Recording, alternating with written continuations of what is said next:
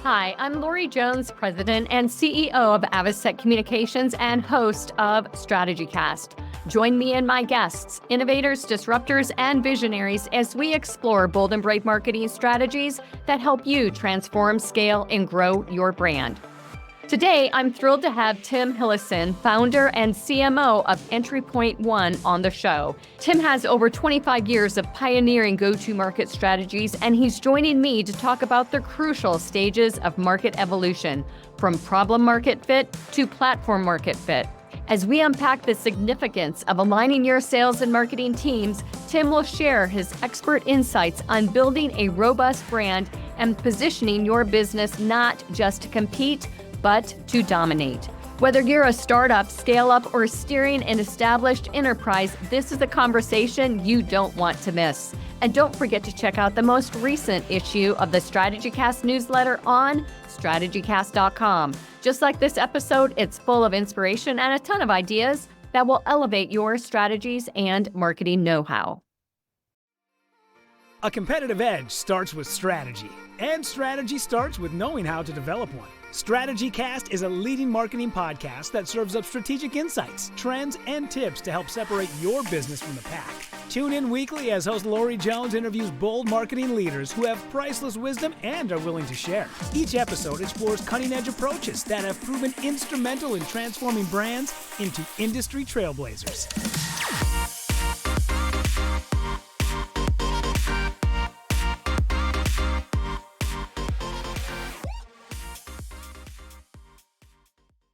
Welcome to StrategyCast. I am absolutely thrilled to have Tim Hillison join the show today. Welcome. Hi, how are you, Lori? Thanks for having me. Oh my gosh, Tim, it's going to be hard to keep this show in 40 minutes. Because there's so much to talk about. We've got this incredible topic today.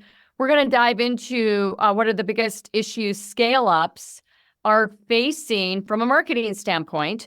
Before we get there, tell us about who you are and your incredible background and journey. Well, thank you, Lori. Again, it is a pleasure to be here. My name's Tim Hillison, and I am the founder and CMO of Entry Point One. We provide fractional CMO and GTM advisory services to startups and scale-ups. And, my background is product marketing. I have 25 years of GTM experience as an executive in very large brands like Microsoft, Visa, and PayPal, and then leading venture-funded tech brands on 2 continents. So I've worked all across the US, LATAM, APAC, and EMEA, and I'm so excited to be here, but I just want to make one point, and that is I started in marketing because it was the strategic motor of the organization.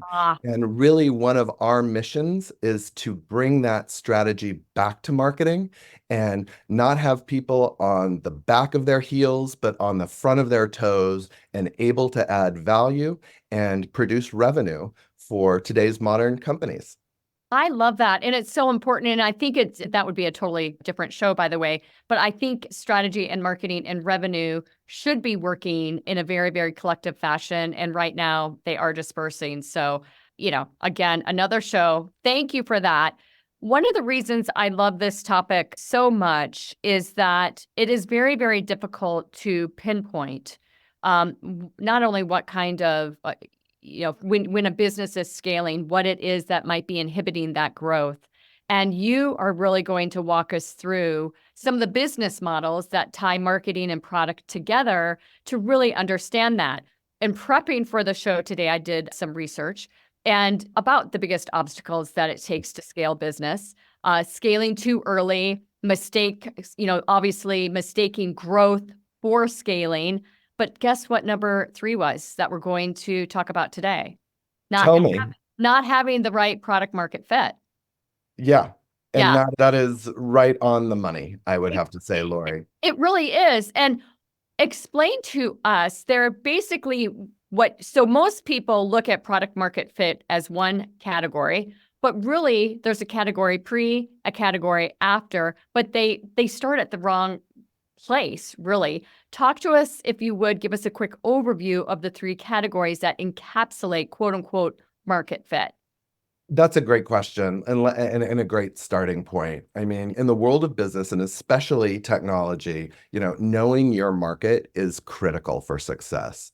In the early 2000s, a gentleman, an investor by the name of Andy Rachleff, popularized a term called product market fit.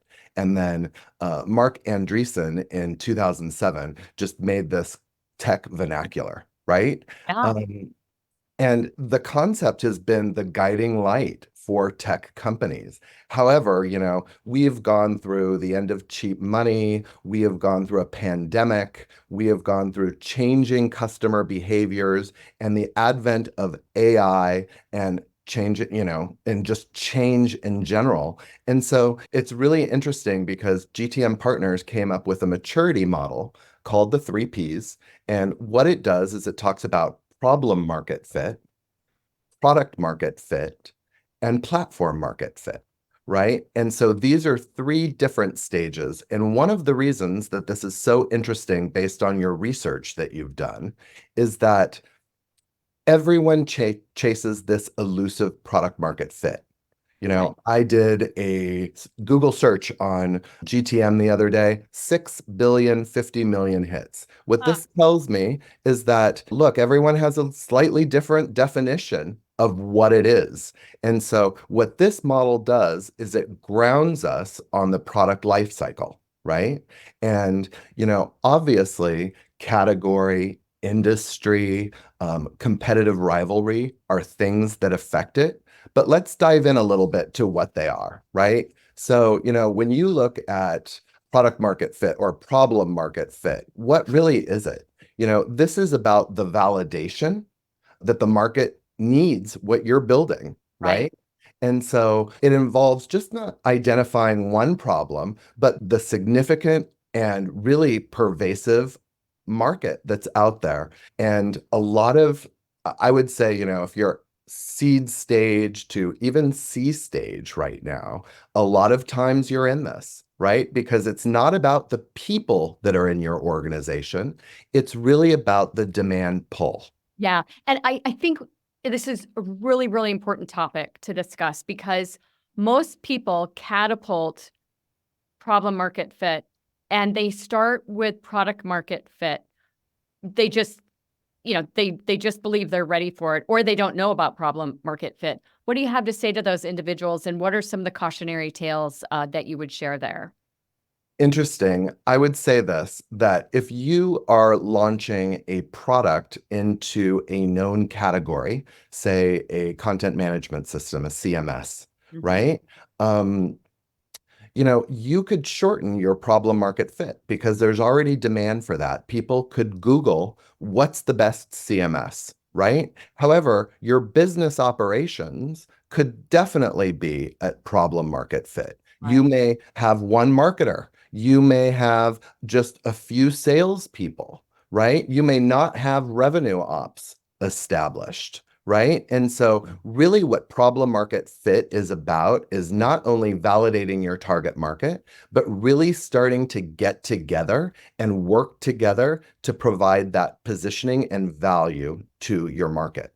That- Now, things that happen in problem market fit is it's really leads based, right? You are trying to figure out who to sell to, right? What marketing should be doing here is market research. And there's a lot of ways to do this that aren't expensive or time consuming, but it's really about the discipline. And we can learn a lot again from the B2C markets in B2B. It's not about shoving a product down someone's throat. It's really about understanding how they will interact with it, what is the hell they're living, and how does your product really alleviate that, right?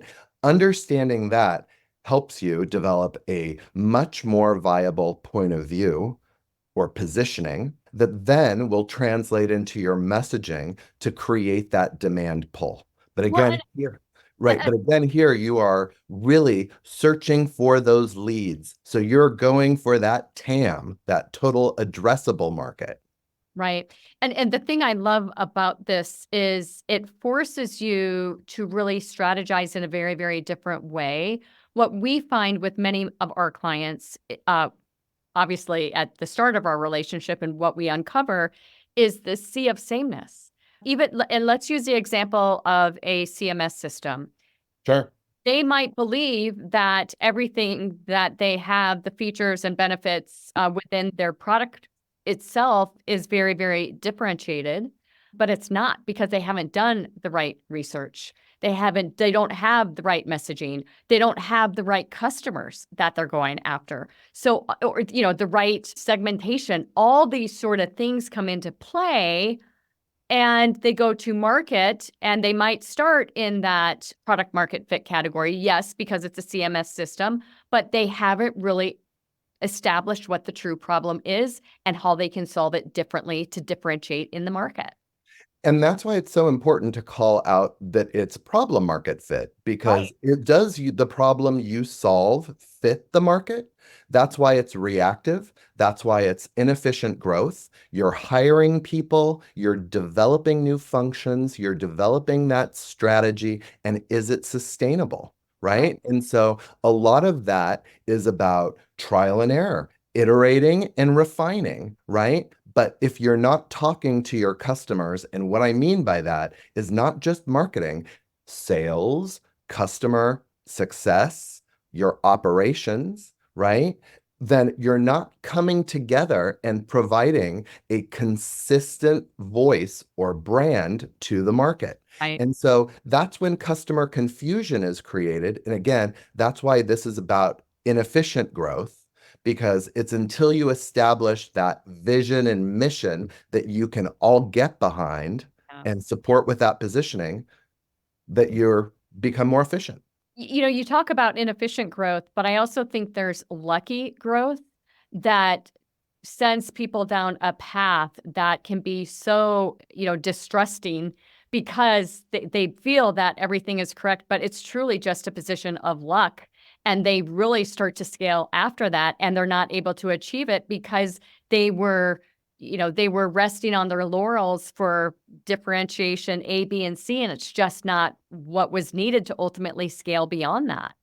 Interesting point. And here's an example. A lot of early stage companies, when they start winning bigger accounts, so to speak, they still don't have an account-based strategy. But Right. what they're doing is they're opening up their product. And because their product isn't fully defined, they're changing their product rapidly. And this rapid product iteration affects the overall positioning and how customers are going to perceive that. And so you've got this experimentation that you're talking about there, and that's why it becomes inefficient. Again, sales heroics are absolutely needed. Most companies in the problem market fit area are sales-led, right? You certainly have product-led companies as well. However, I think it's about 86% of companies are sales-led and not product-led.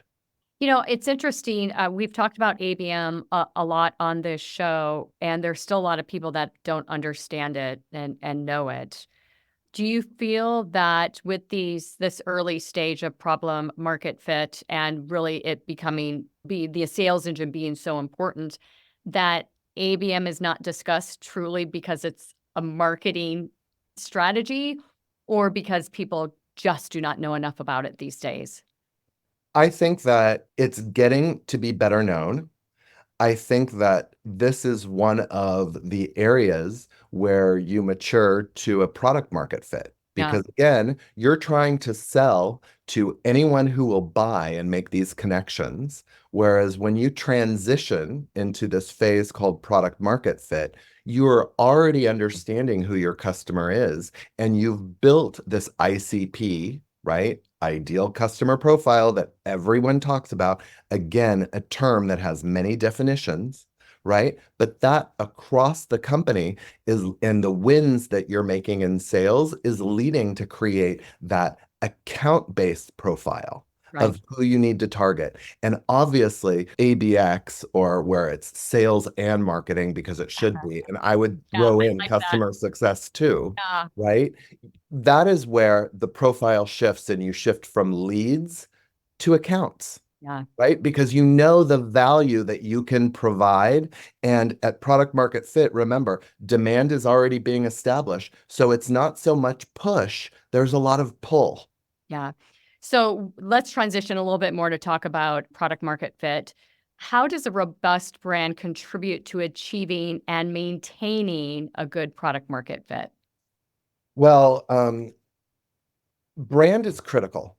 And let's make sure that we understand that, right? There's been a lot of skepticism around brand, but even in product problem market fit, right?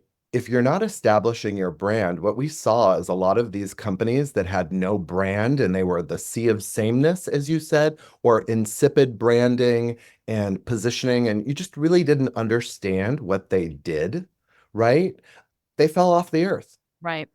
And so developing that positioning and messaging, it evolves over time into product market fit, right? And so in product market fit, you've got this demand engine, right? Where you're moving from leads to pipeline coverage. You're talking with sales. Again, there's no marketing pipeline and sales pipeline. There's just pipeline these days, right? Amen, brother. Right. And when I we love talk, it. yeah, when we talk about the old playbook, right? Business is dynamic. And again, based on our industry, based on our category, based on the competitive rivalry, there will be differences for Mhm. all companies. It's really about nailing what that is. That ICP is probably one of the most critical things that can be nailed. And in problem market fit, you are getting that knowledge. And I would say the caveat there is you will remain more in problem market fit if you do not have an ICP that is aligned across your company, Right. right? When marketing creates an ICP only in marketing, that's probably for demand campaigns, Yeah. What's right? interesting, yeah, and what's really interesting about this is quite often in the early stage product market fit scenario, we might be going after a single target to determine what is working, what isn't working, and then transitioning to additional ICPs from there. So, how do you take that into consideration, knowing that the brand might be ready to move into product market fit, but they're also expanding their potential client base at the same time? Well, that's where the segmentation comes in, Yeah. Lori, right? Because, before you're marketing to and selling to anyone that'll buy your product, Yeah. and your indications start when, you've got these segments that can be more crisply defined by marketing and sales, right? Of who you're going to target. Right. And so as your ICP matures and your buying committee personas mature as well, this segmentation becomes much more clear. And therefore, you're able to say, hey, look, it's not an MQL, it's an MQA. It's based on accounts, right? And so these are the profiles that we look at. These are who we're targeting through our different marketing tactics. And again, remember, in problem market fit, we're developing the inbound marketing and the outbound sales go-to-market motions, right? When you start moving into product market fit, you are, and probably a little bit earlier, partner-led growth becomes huge. Depending on your business, if you're AI and tech heavy, probably community-led growth. But having multiple GTM motions that you are trying to assess fit with, it takes a while. And therefore, moving from problem market fit to product market fit, the early indicators are that you can do more with less, right? However, when you look at how the different departments work together.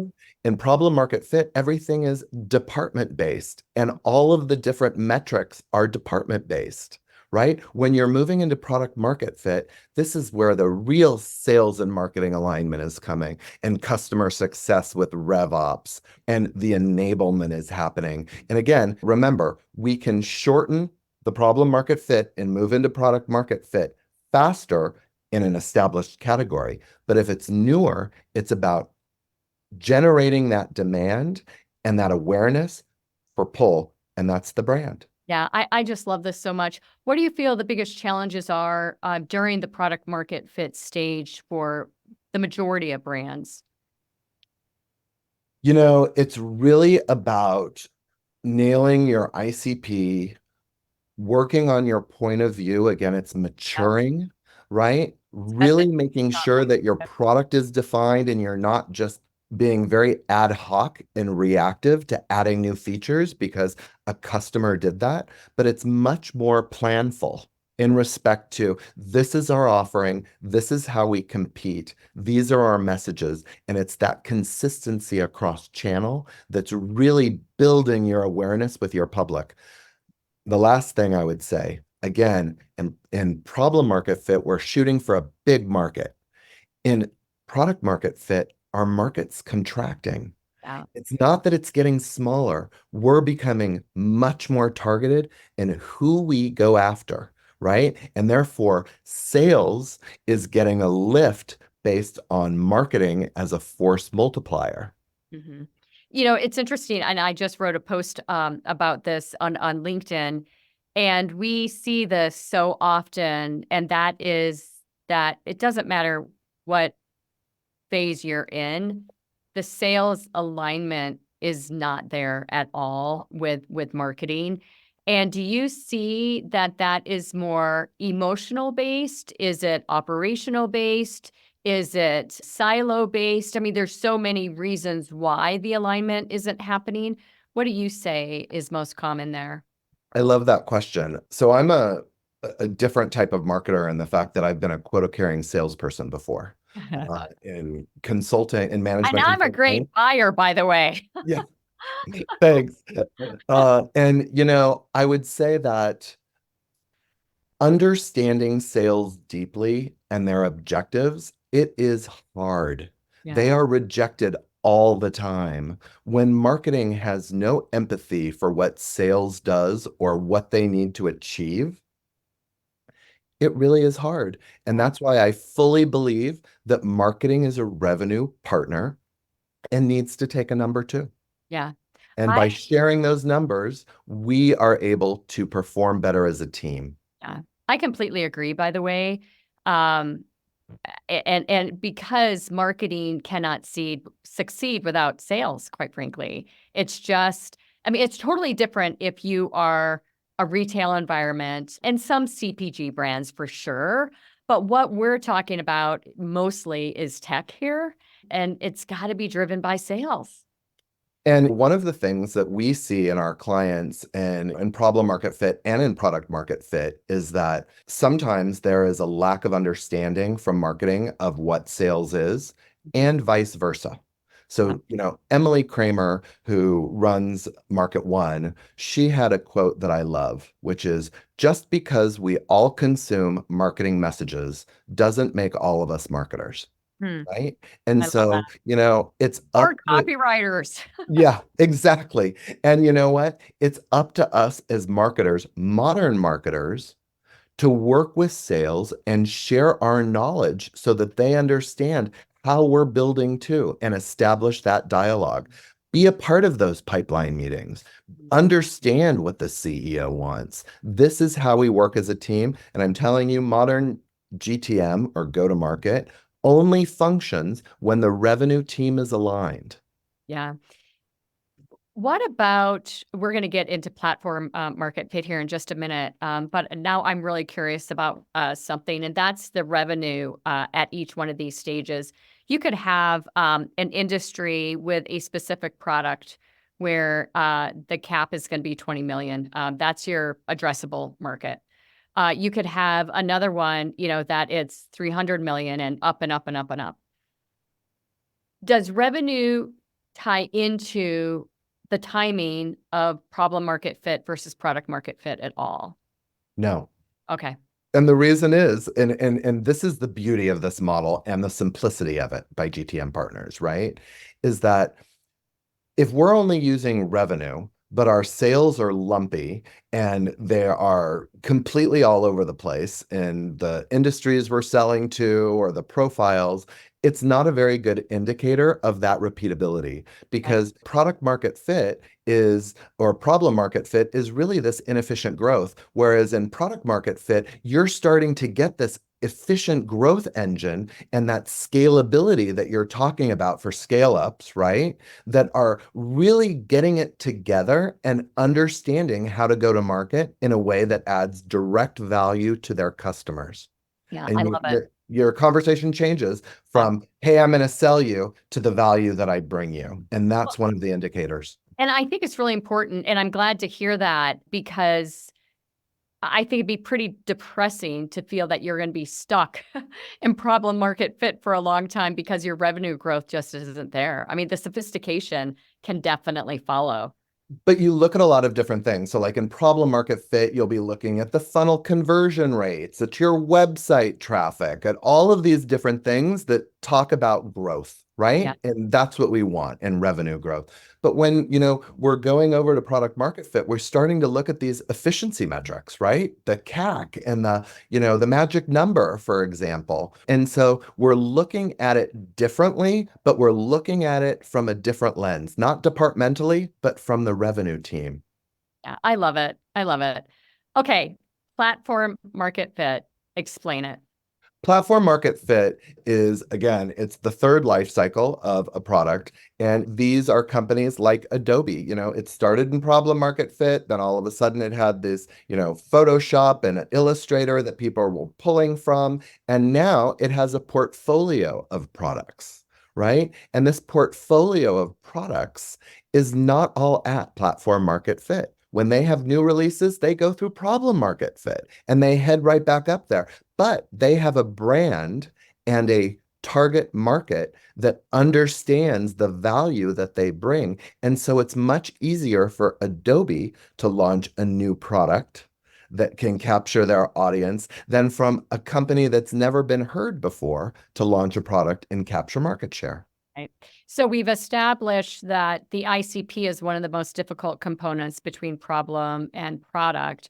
What is one of the most difficult transitionary periods between product and platform? I would have to say, from the marketing point of view, it's evolving your positioning yet again. Yeah. Remember, you're going to be doing different expansion techniques. You may be moving into new geographical markets, new industries. You've got to meet customers where they are, right? Talking their language. So if all of a sudden you've never targeted insurance before, insurance talks different than financial services does. Really understanding the customer and their pain points and aligning them and building them out. But here in product market or platform market fit, we're starting to see much more atomized segmentation into cohorts, right? Because those people, if you think of a Venn diagram, those people who buy Photoshop may not buy the Marketo platform that was bought by Adobe, right? And so, it's really about understanding where that play is. But again, remember, you're leveraging the brand that's been established over time, built trust, and adds value directly to the customer. And what you've just explained is why, once you become that enterprise organization, why comms teams remain very different and siloed from marketing teams, because the comms discussion is something completely different when it comes to the overall, Adobe positioning, thought leadership, CEO positioning versus the true marketing for each one of those channels.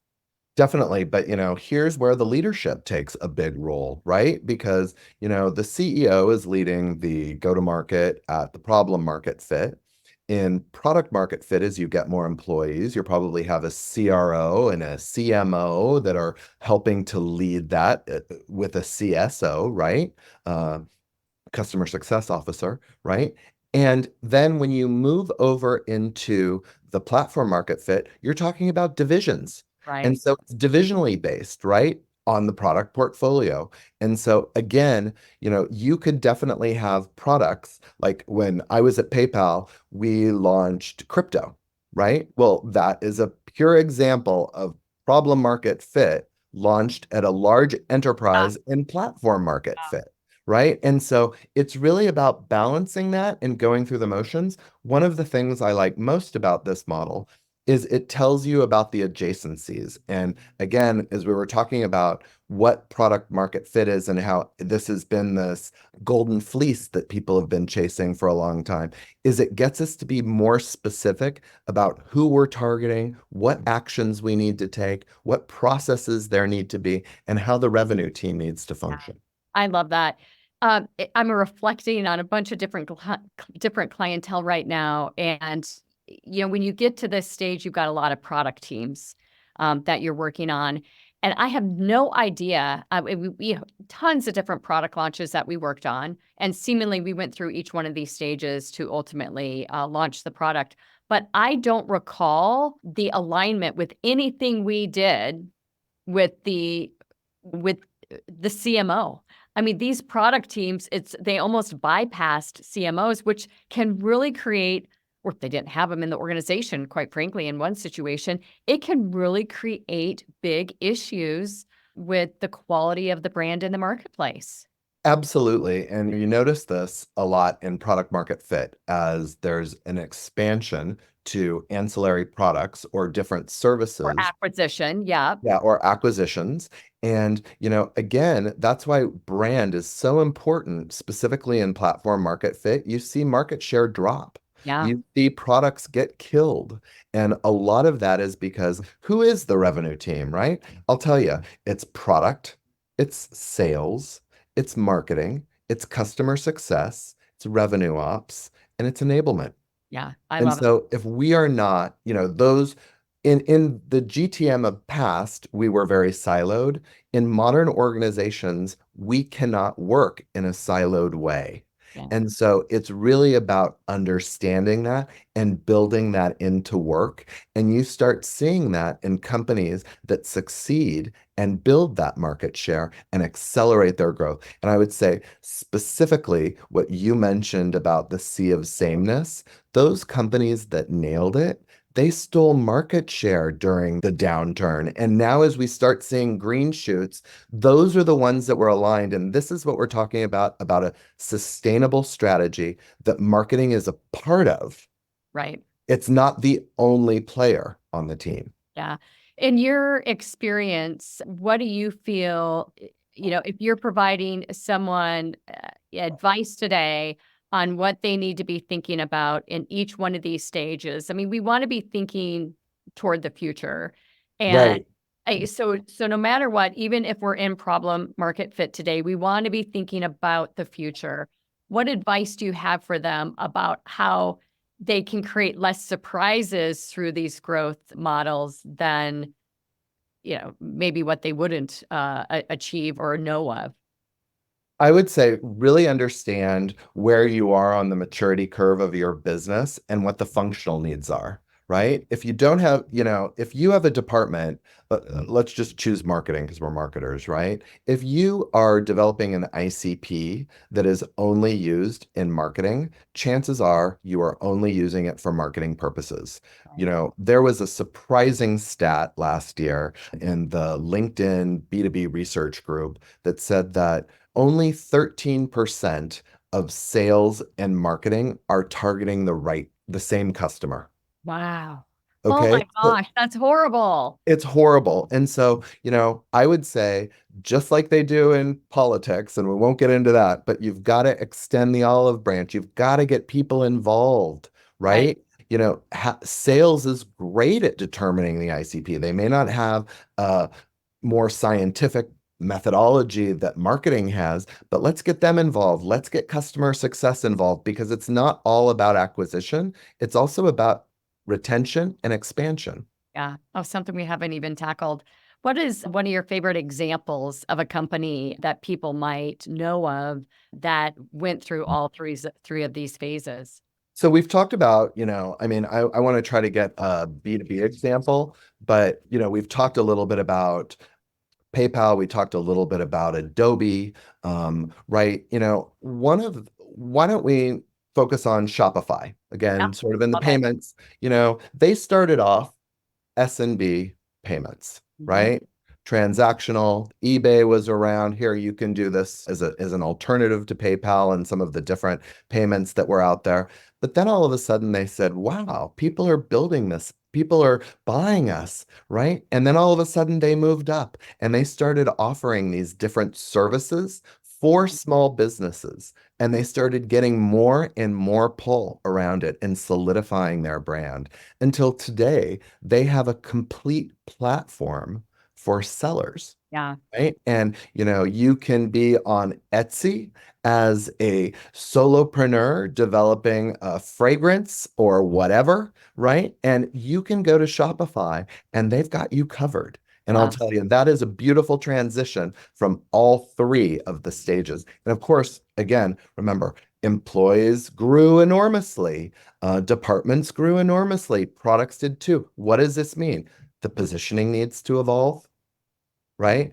Our understanding of the customer evolves, and also our segmentation from this massive blob down to the cohorts so that we can sell effectively and really help sales with that multiplication effort that marketing provides.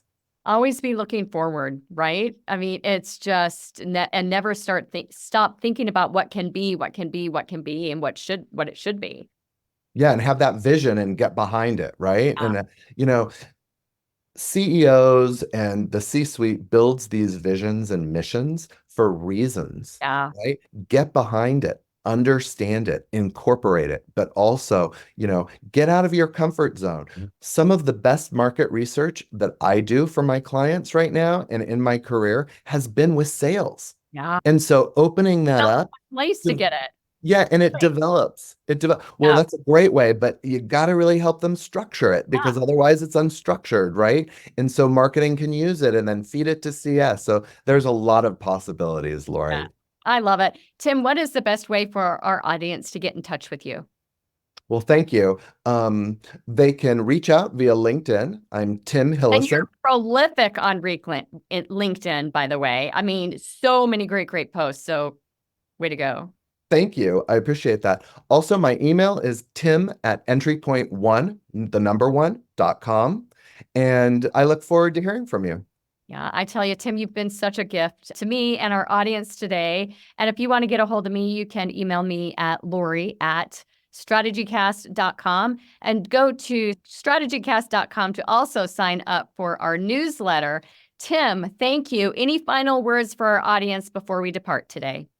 I just want to say thank you again. I look forward to answering any questions. And Lori, it's been an absolute pleasure being on your podcast. Thank you. Thank you, Tim. And thank you for listening to StrategyCast. That's a wrap. Thanks for joining us on today's show. We hope your strategic brains are spinning with new ideas and bold inspiration that will elevate your strategies and marketing know-how.